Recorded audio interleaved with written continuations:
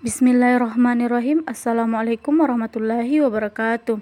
Kepada Allah kita senantiasa bersyukur dan kepada baginda Rasulullah kita senantiasa bersalawat. Kami dari kelompok 3 manajemen siswa akan membahas tentang pengertian zakat, kedudukan zakat dalam Islam, macam-macam zakat dan mustahiknya. Untuk mengefisienkan waktu, saya Rizka Mutahara selaku pemateri pertama akan memaparkan tentang pengertian zakat dan kedudukan zakat dalam Islam.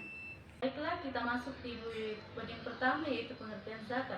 Zakat secara bahasa bermakna mensucikan atau tumbuh atau berkembang. Menurut istilah syara, zakat bermakna mengeluarkan sejumlah harta tertentu untuk diberikan kepada orang-orang yang berhak menerimanya, yang disebut dengan mustahik, sesuai dengan syarat-syarat yang ditentukan oleh syariat Islam. Ditinjau dari segi bahasa, kata zakat mempunyai beberapa arti, yakni al-barakatu atau keberkahan, an-nama'ah al-pertumbuhan dan perkembangan, at-toharatu atau kesucian, dan as-salahu atau keberesan.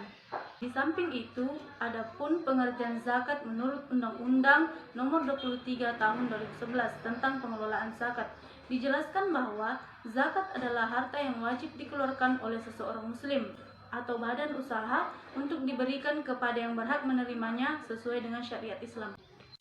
Adapun pengertian zakat menurut terminologi, zakat adalah sebagian atau kadar harta tertentu yang memenuhi syarat minimal atau nisab dalam rentang waktu 1 tahun atau haul yang diberikan kepada yang berhak menerima atau mustahik sesuai dengan syarat-syarat tertentu.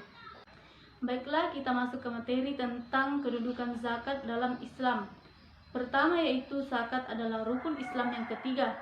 Hal tersebut telah dijelaskan oleh hadis Abdullah bin Umar radhiyallahu anhu bahwa Islam dibangun atas 5 pondasi, yaitu syahadat bahwa tidak ada yang berhak diibadahi kecuali Allah, menegakkan salat, mengeluarkan zakat, haji dan puasa Ramadan. Kedua, yaitu penyebutan kewajiban zakat dalam Al-Quran digandingkan dengan penyebutan kewajiban salat dalam banyak ayat.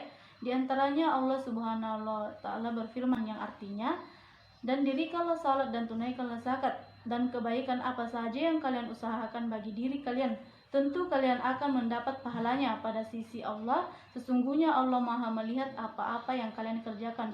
Quran Surah Al-Baqarah ayat 110. Kedudukan zakat juga terdapat dalam Quran Surah Al-Bayyinah ayat 5. Padahal mereka tidak disuruh kecuali supaya menyembah Allah dengan memurnikan ketaatan kepadanya dalam menjalankan agama yang lurus, serta supaya mereka mendirikan salat dan menunaikan zakat, dan yang demikian itulah agama yang lurus. Ketiga, zakat telah ada pada syariat orang-orang sebelum kita. Allah Subhanahu wa Ta'ala berfirman yang artinya, "Dan ingatlah ketika kami mengambil janji dari Bani Israel, yaitu janganlah kalian menyembah apapun kecuali Allah. Berbuat baiklah kepada ibu bapak, kaum kerabat, anak-anak yatim dan orang-orang miskin, serta diucapkanlah kata-kata baik kepada manusia. Dirikanlah salat dan tunaikanlah zakat. Kemudian kalian tidak memenuhi janji itu kecuali sebagian kecil di antara kalian selalu berpaling." Quran Surah Al-Baqarah ayat 83.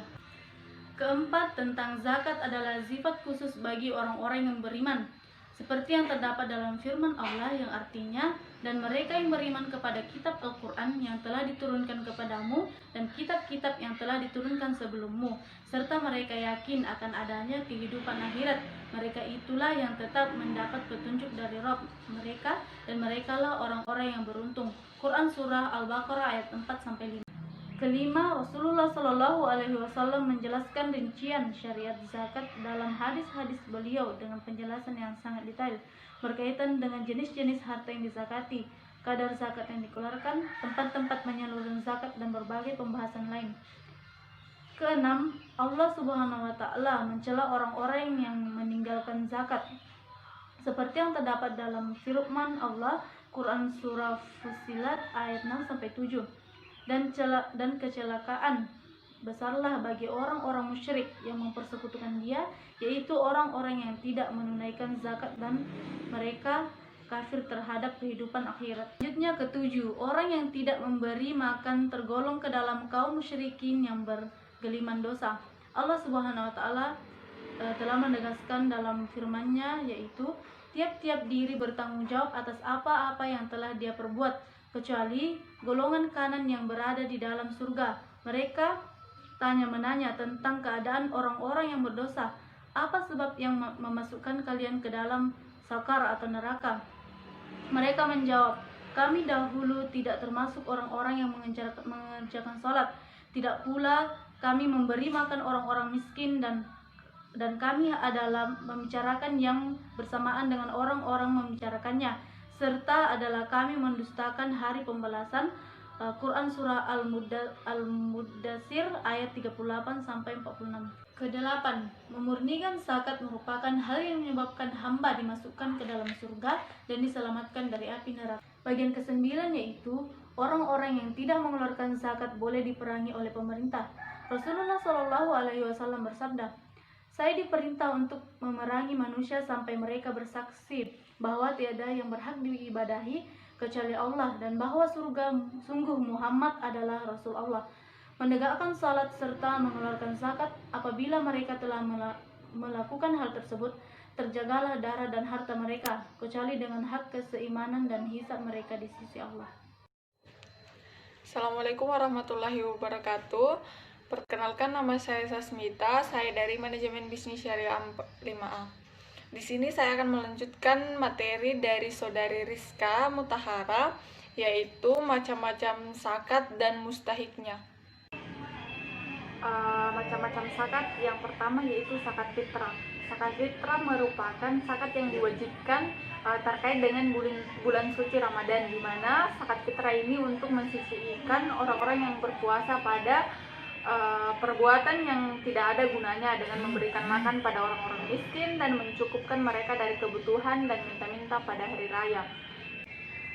Kemudian yang kedua yaitu zakat mal.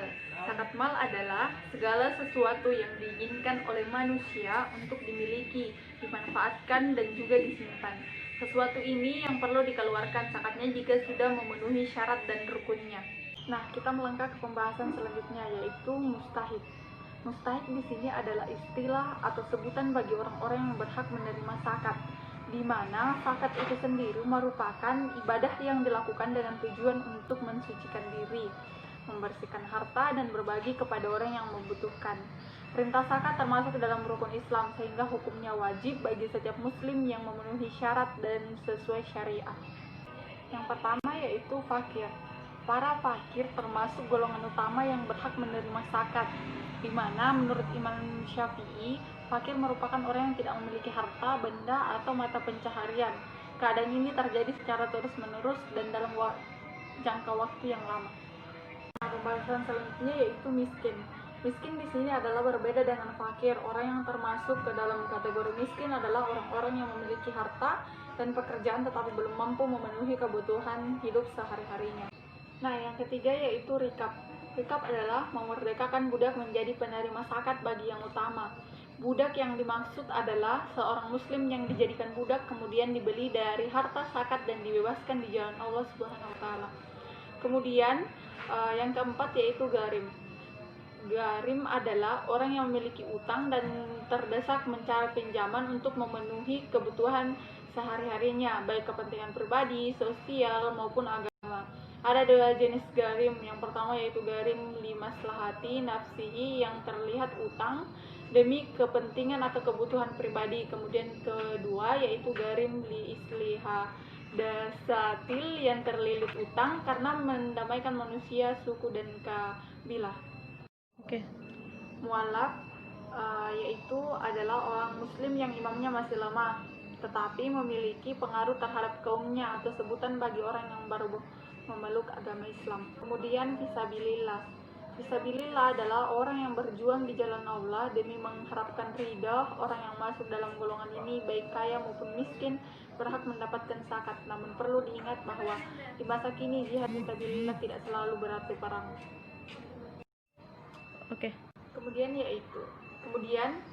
Ibnu Sabil. Ibnu Sabil adalah seorang muslim yang melakukan perjalanan dan memerlukan uang untuk bekal perjalanannya. Orang yang masuk dalam golongan ini berhak menerima zakat sesuai kebutuhannya. Nah, kemudian yaitu yang terakhir yaitu amir zakat. Amil zakat di sini, jika mustahik adalah orang yang berhak menerima zakat, maka amil zakat adalah badan yang dipercayakan mengurusi zakat. Amil zakat adalah orang yang telah ditunjuk oleh seorang pemimpin atau wakilnya dan ditugaskan untuk mengumpulkan zakat. Itulah materi dari kelompok 3, kurang dan lebihnya mohon dimaafkan. Wassalamualaikum warahmatullahi wabarakatuh.